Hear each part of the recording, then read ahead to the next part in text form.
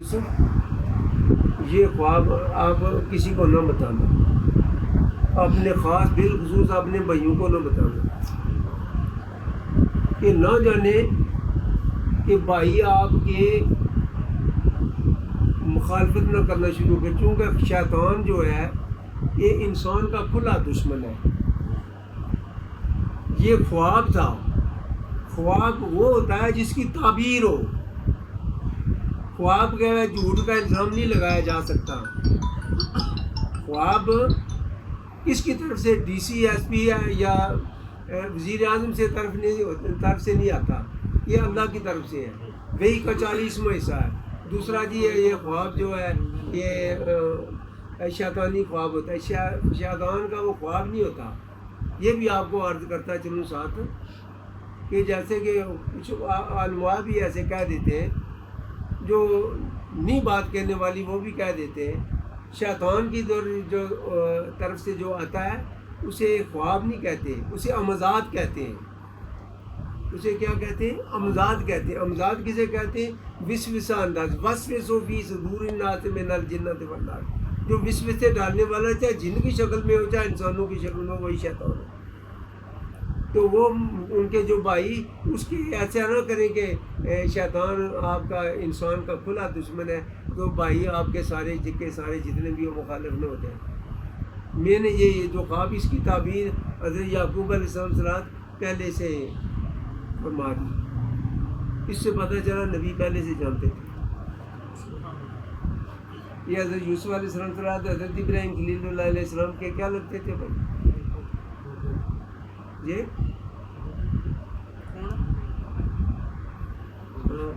سارے خاموش ہو گئے تو تو دس حضرت یوسف علیہ السلام حضرت ابراہیم خلیل اللہ علیہ السلام نے کیا لگے؟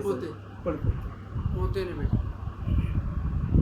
یعقوب علیہ السلام انہوں نے پوترے سے، انہوں نے بولنا حضرت اسحاق علیہ السلام تھا، حضرت اسحاق علیہ السلام کے ابو کا نام حضرت ابراہیم خلیل اللہ علیہ السلام تھا۔ یعنی لوگوں اس خاندان سے محبت کر کے دیکھیں، یہ بتا دیتے ہیں یار ساری باتیں، ان سے محبت تو کریں۔ محبت ہم غیروں سے کر رہے ہیں تو پھر یہ کہہ رہے ہیں کہ وہ بھی تو غیر اللہ تھے، نعوذ باللہ ولی اللہ کو غیر اللہ کہنا تو اسلام سے خارج ہو جاتا ہے۔ یہ علم کی عادت ہے۔ تو خواب جو ہے، خواب وہ ہوتا ہے جو اللہ کی طرف سے آئے، اس کی تعبیر ہوتی ہے۔ ہر خواب کی تعبیر ہوگی، جو کچھ ایسے نیک لوگ نہیں ہوتے، خواب جیسا بھی ہو چاہے گنہگار کا یا نیکوکار کا، خواب کی تعبیر ضرور ہوگی۔ جو شیطان کی طرف اسے خواب نہیں کہتے، اسے امزاد کہتے ہیں، اسے وسوسہ کہتے ہیں، وہ الگ چیز ہے۔ لیکن فرعون کا بھی خواب تھا کہ وہ پورا ہو کر رہا کہ اس دور میں ایسا بچہ پیدا ہوگا جو میرا تختہ الٹے گا اور مجھے اس نقصان میں تباہ و برباد ہو جائے گی۔ میری بات ہے، سچ ہو گیا، ہوا ایسے ہی۔ نمرود کا بھی یہی خواب تھا۔ تو یہ خواب جو ہے، خواب اللہ کی طرف سے آتا ہے، اس میں جھوٹ کا الزام لگایا نہیں جاتا۔ اسی لیے حضور نے ارشاد فرمایا بھائی کا 40واں۔ میں بھی آج ایک اپنا خواب بیان کرنے لگا ہوں۔ آج سے 30 سال پہلے میں نے ایک خواب دیکھا کہ مجھے بادشاہ بنا دیا گیا۔ میں ایمان کی پوری قوت سے کہہ رہا ہوں، جو میں کہہ رہا ہوں سچ کہہ رہا ہوں، مجھے بادشاہ بنا دیا گیا۔ اس کی بعد میں جیسے حضرت یوسف علیہ السلام کی وہ خواب کی تعبیر حضرت یعقوب علیہ السلام نے پہلے ارشاد فرما دی، اس کی خواب کی تعبیر بعد میں ساتھ اس کی وضاحت کروں گا۔ مجھے بادشاہ بنا دیا گیا اور میری فوج بھی تھی۔ جب فوج بھی آئی اس کا میں بادشاہ بھی رہا، تاج بھی رہا۔ میری فوج جب جنگ لڑتے لڑتے ساری کی ساری فوج مر گئی، ساری کی ساری فوج مر گئی۔ آج سے 30 سال پہلے میں دیکھا کہ حالانکہ یہ کیا، میں اس وقت یہ تھا کہ میں ناکام ترین شخص تو میں ہوں، مجھے جو ملا میں سنبھال نہیں سکا، وہ تو کیا سارے کے سارے۔ 30 سال کے بعد پتہ چلا کہ وہ تو یہ تھی بات، تو اصل حقیقت میں تو یہ تھی۔ خواب کی تعبیر جاننا اللہ تبارک تعالیٰ کی نسبت محبت اور خلوص کے ساتھ اس کی میسر آتی ہے. ویسے خواب کی تعبیر اس کا بظاہر دیکھنا اور اس کی حقیقت کو شناس ہونا یہ جو اللہ والے وہی جانتے ہیں، دوسرے کو آدمی کو نہیں پتہ. خواب ایک ایسی چیز ہے، دو آدمی ایک ہی چارپائی پہ سوئے ہیں، ایک ہی چارپائی پہ سوئے، ایک کو خواب آئے گا دوسرے کو کوئی پتہ نہیں اس کو کیا خواب آیا. اور خواب ظاہر ہے باطن ہے، باطن خواب تو پھر کہیں کہ جو جس نے دیکھا ہے اس کو کہیں نا وہ غیب جانتا ہے. یار یہ آئے جو غیب تو اللہ جانتا ہے، جو غیب تو کوئی نہیں جانتا، یہ غیب ایک ہے، ایک تو کافر ہو جاتا ہے. تو یار جس کو خواب آیا پھر وہ کافر ہو گیا ہو. وہ غیب کسی دوسرے نے تو نہیں دیکھا، وہ تو اسی نے دیکھا جس کو خدا نے بتایا، جس کو اللہ نے بتایا اسے کو آیا. تو کیا وہی کہے کہ میں نے یہ خواب دیکھا ہے، کیا وہ کافر تو نہیں ہو گیا؟ تو خواب تو غائب ہے، خوشبو تو غائب ہے کہ مجھے گلاب کے پھولوں پتوں پہ جو خوشبو آ رہی ہے پھولوں سی، تو کیا ہے کہ وہ تو مجھے تو نظر نہیں آ رہی، یہ تو غائب کی بات ہے، یہ تو اللہ جانتا ہے. یہ ایسی لوگوں سے بنا کر لوگوں کو گمراہ کرنا یہ بات نہیں ہے. خواب ایک ایسا ایک پیغام ہے الہی، وہ جس کو بھیجے گا اسی کو پتہ ہوگا. دوسرا اسی چارپائی میں سویا ہوا ہوگا، اسے نہیں پتہ کہ اس کو خواب کیا ہے. جو غائب تھا نا، غائب کسے کہتے ہیں جو نظر میں نہ آئے، غائب کی تاریخ جو نظر میں نہ آئے. میں نے جب یہ دیکھا کہ میری ساری کی ساری فوج مر گئی تو میں اکیلا رہ گیا.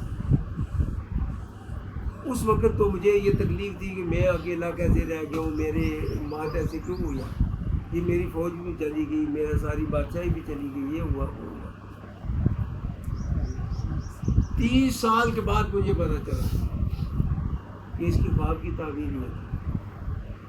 بادشاہ جو ہوتا ہے اس کا کوئی دوسرا بھی بادشاہ ہوتا ہے کوئی اس کے ساتھ، بادشاہ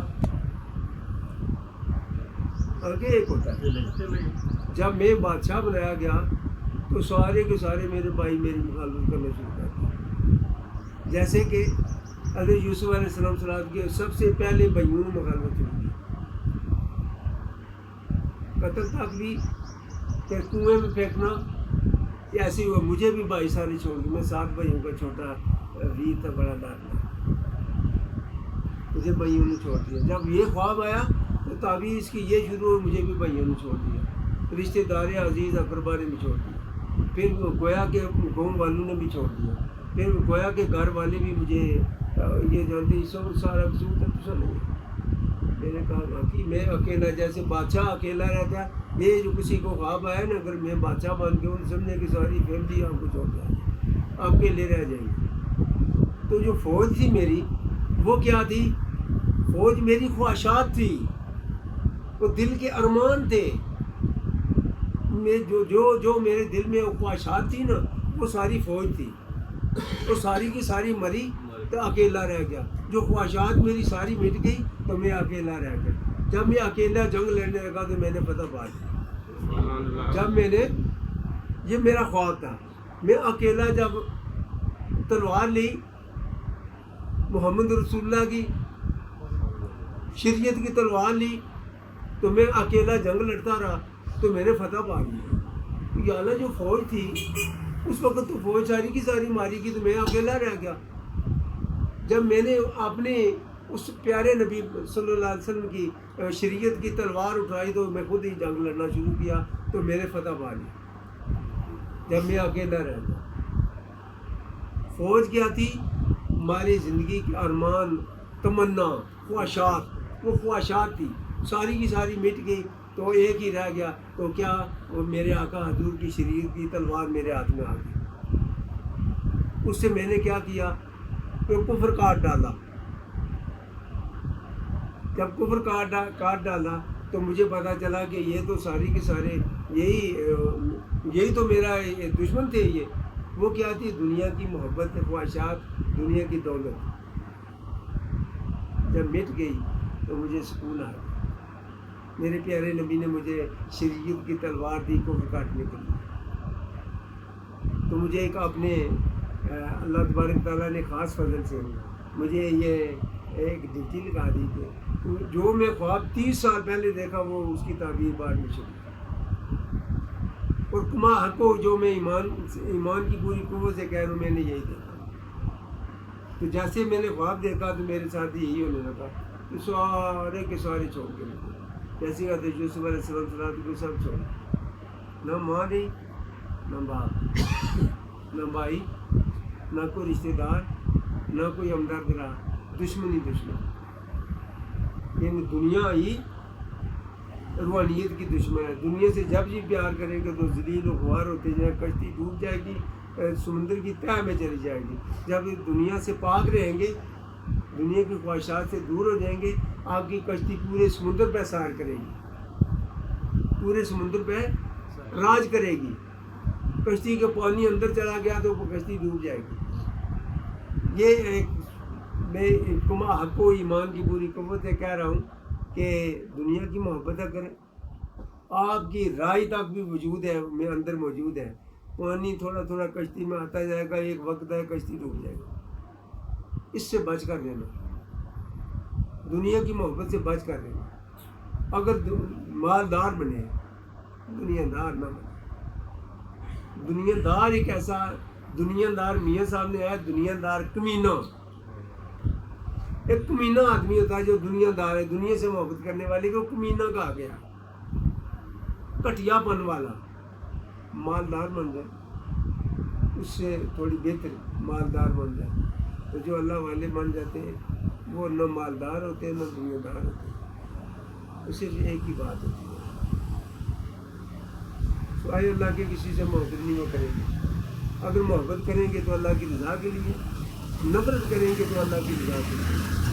نہ کسی سے پیار کریں گے، نہ ان کا کوئی دوست ہوگا، نہ ان کا کوئی دشمن ہوگا. ایک وقت آیا تو واقعی نہ تو میرا کوئی دشمن رہا، میں اکیلے ہی رہ گیا. تو جس کے ہاتھ میں تلوار اس کے قریب جاتا ہے کوئی، اور جسے تلوار بھی وہ جسے تاجدار امام الانبیاء نے وہ تلوار دی ہوئی کہ یہ میری شریعت کی تلوار لے لو، تو یہ آپ جب بھی آپ کے سامنے کفر آیا تو اس تلوار کے شریعت کی اس تلوار سے ذرا کفر کاٹ ڈالنا. تو ایک وقت آیا، مجھے نہیں پتا تھا کہ میں نے یہ کام کرنا. سچی بات کہہ رہا ہوں، مجھے نہیں یہ پتا تھا. تو ایک وقت آیا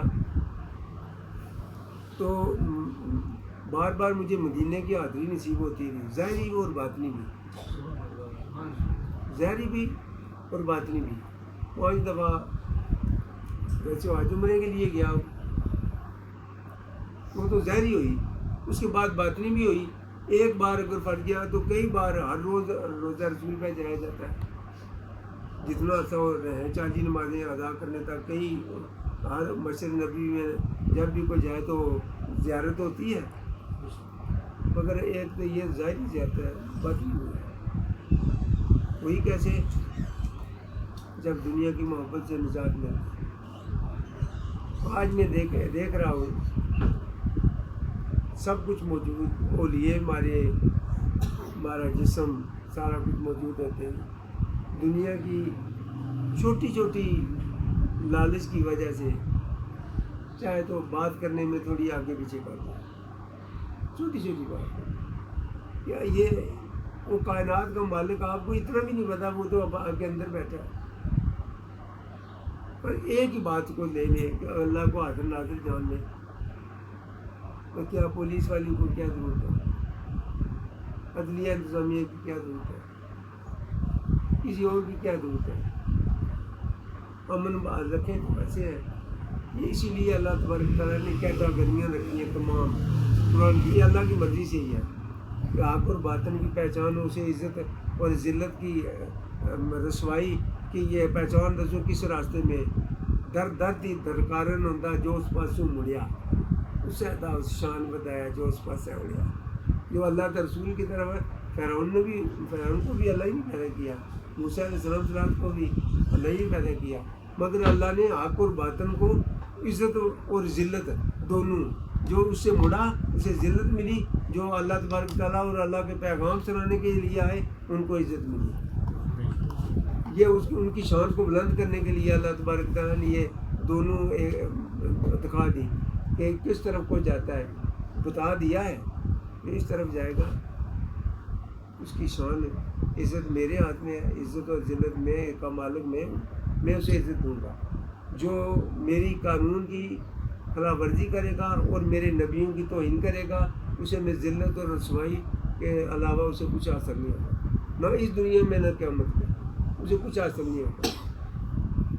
میرے دوستوں، مجھے جو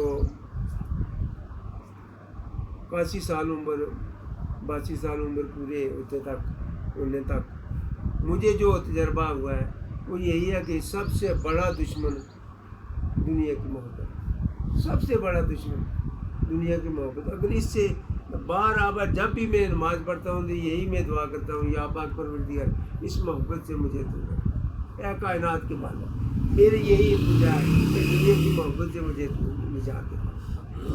تو میں نے یہ بھی ہے، میرے بہت قریب نے ویسا بھی نواز صاحب بھی بیمار بھی رہا ہوں کافی، مگر یہ ہے کہ میرے خیال میں ان لوگوں نے مجھے یہ نہیں دیکھا ہوگا کہ میں نے کبھی ہاتھ اٹھا کر بارگاہ الہی سے شفا کے لیے دعا کی ہو.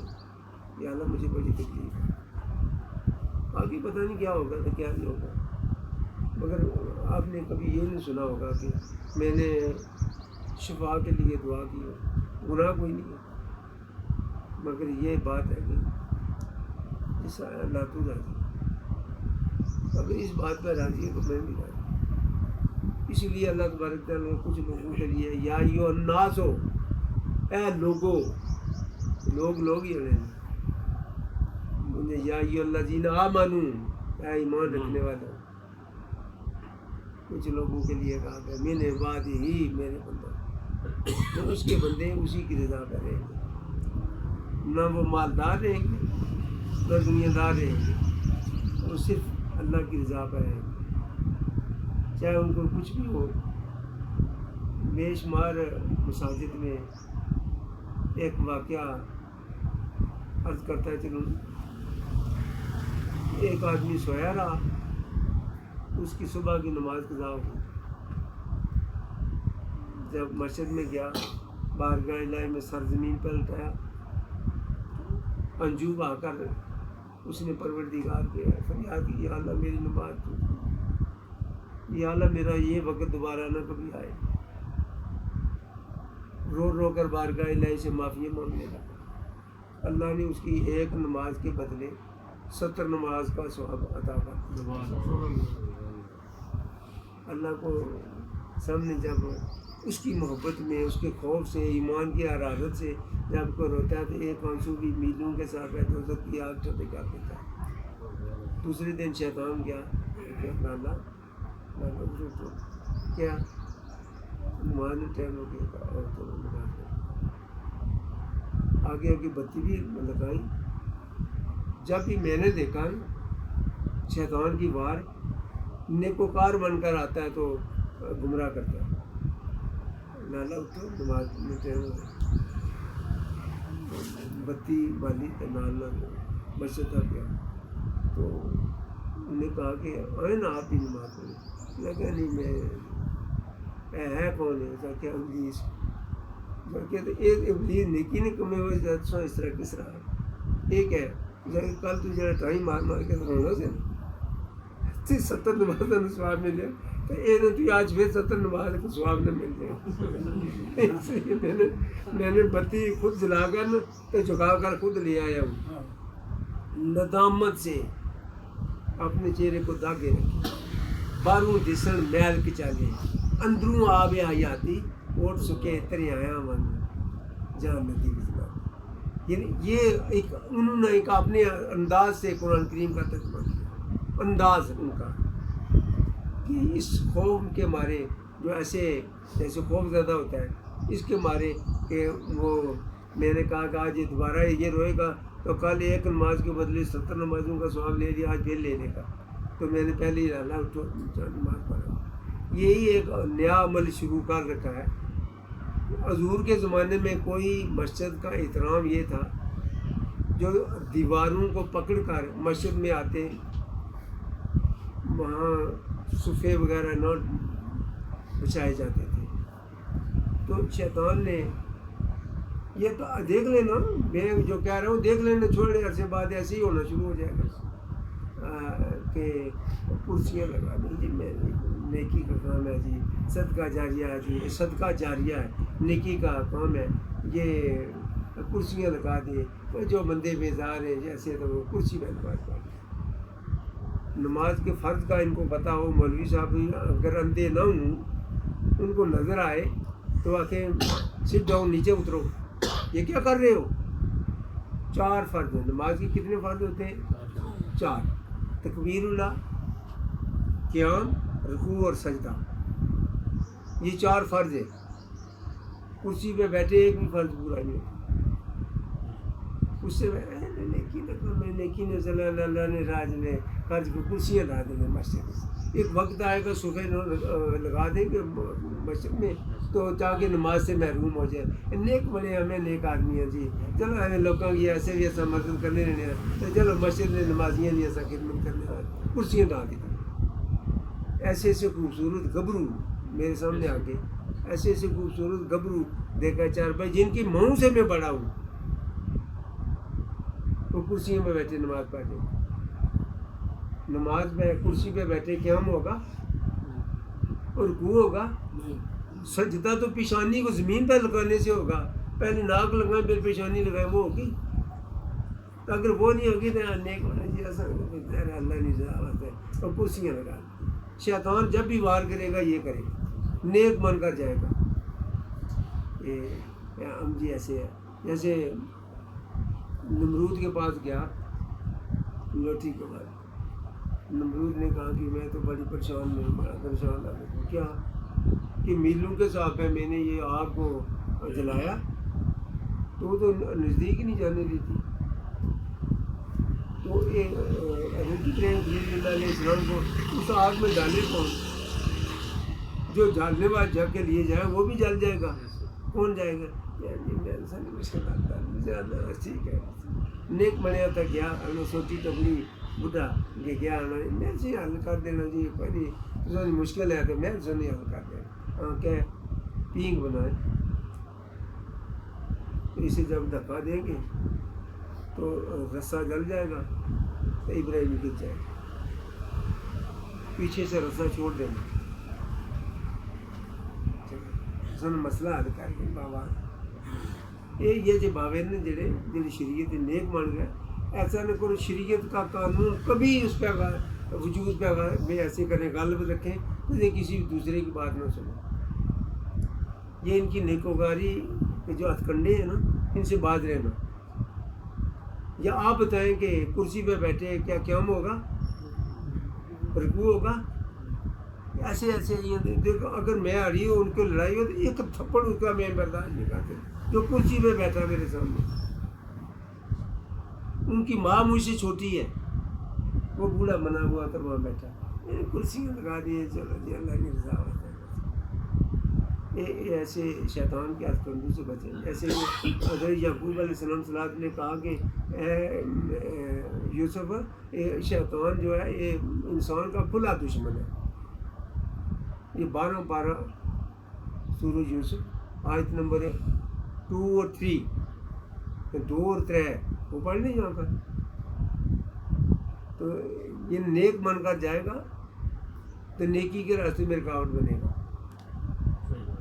اس سے ہم کیا کریں گے؟ قانون شریعت کا قیاس کر رکھنا۔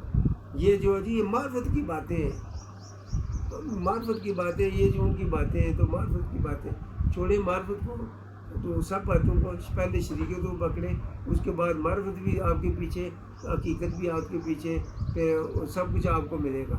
جب تک تابع رسول نہ ہوں گے، اللہ نے وعدہ کر دیا بھائی کہڑے لوگ میری محبت حاصل ہوئے، ان کنتم تو حبون اللہ فتابعونی، نبی کی اتباع کریں، وہی اللہ کے بندے بنے، تو پھر ہم کیوں دوسری طرف جائیں؟ آخرت والا الحمدللہ۔